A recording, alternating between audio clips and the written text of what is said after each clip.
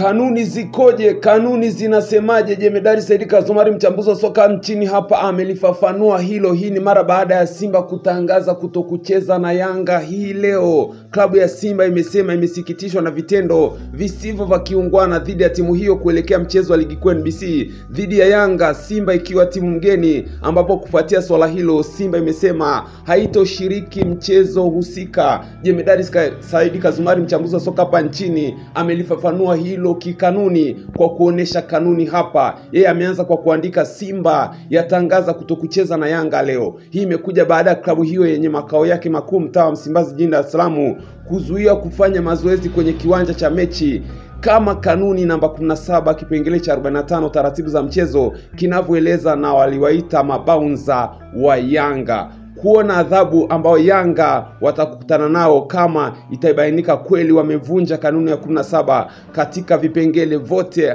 59. Haya ndio marekebisho ambayo ndio yameanza kutumika msimu huu. Hapa Jemedari Said Kazumari amelibainisha hilo.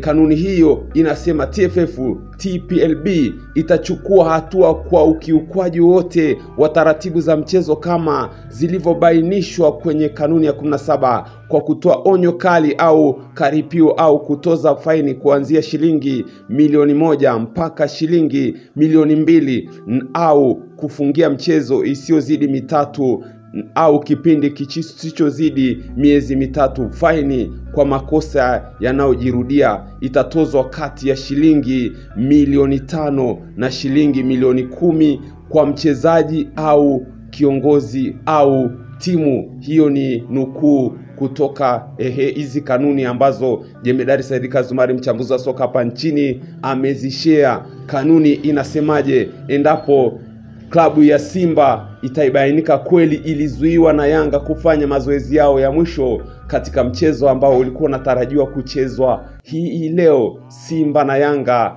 dabi ya Kariakoo.